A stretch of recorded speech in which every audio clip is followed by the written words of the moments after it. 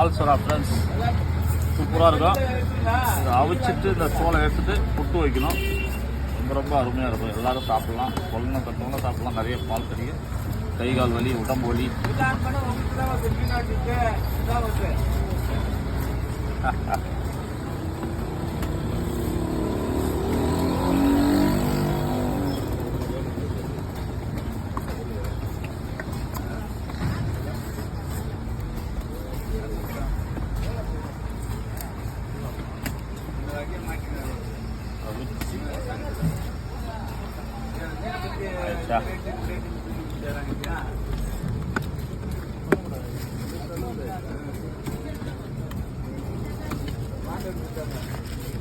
போடுங்க போடுங்க.